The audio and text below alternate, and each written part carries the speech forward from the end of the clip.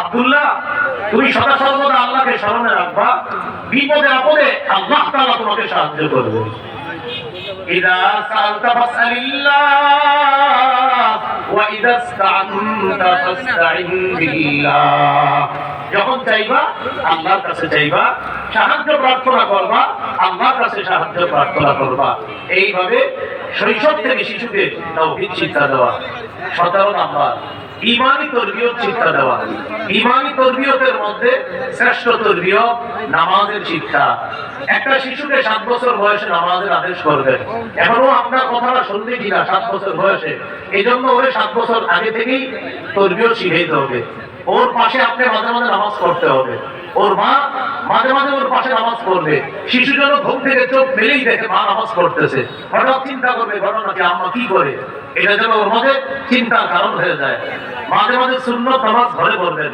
আপনার শিশু যেন আপনার দিকে তাকায়। দেখবেন মাঝে মাঝে 1.5-2 বছরের শিশু আপনার পাশে গিয়ে দাঁড়ায় গেছে নামাজে, পরনে কাপড় না থাকলেও মাথায় টুপি একটা দিয়ে দাঁড়ায় যাবে পাশে গিয়ে। শিশু মানুষ। এবার দেখে আপনি ঠোঁট নাড়ান, ও ঠোঁট নাড়াবে। রুকুতে গিয়ে দেখে আপনি ঠোঁট নাড়ান, এবার ও এভাবে দেখে আপনি কি করে, দেখি আপনার ঠোঁট ধরে, ও ঠোঁট নাড়ায়।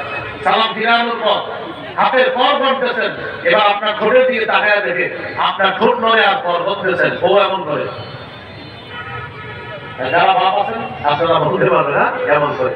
আপনি শুকরিয়া আদায় করবেন, আমার সন্তানের মস্তিষ্কে আল্লাহ অতীব গুরুত্বপূর্ণ একটি বিষয় আল্লাহ স্থান দিয়ে দিয়েছে। তাহলে নামাজের তরবিয়ত শিক্ষা দেওয়া। قال رسول الله صلى الله عليه وسلم مروا أولادكم بالصلاة وهم أبناء 7 سنين। তোমরা তোমাদের সন্তানদেরকে নামাজের আদেশ করো যখন তাদের বয়স 7 বছর হয়। وَاضْرِبُوهُمْ عَلَيْهَا وَهُمْ أَبْنَاءُ 10 سِنِينَ। যখন তাদের বয়স 10 বছর হয় তখন তাদেরকে প্রয়োজনে নামাজ না পড়লে মৃদু আঘাত করো। 7 বছর বয়সে নামাজের আদেশ, 10 বছর বয়সে প্রয়োজনে মৃদু আঘাত করা। এইগুলো 17 নাম্বার। 18 নাম্বার, মসজিদে শিশুর উপস্থিতি গুরুত্ব দেওয়া। জামাতে শিশুর উপস্থিতি গুরুত্ব দেওয়া। শিশুকে ধমক দিয়ে মসজিদ থেকে তাড়ায় না দেওয়া, বরং মসজিদে তার উপস্থিতি গুরুত্ব দেওয়া।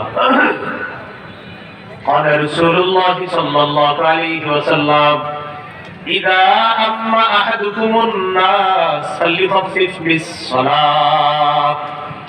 রাসূলুল্লাহ সাল্লাল্লাহু আলাইহি সাল্লাম বলেন, তোমাদের কেউ যখন মানুষের ইমামতি করে তখন যেন নামাজ একটু সহজ করে। কেন?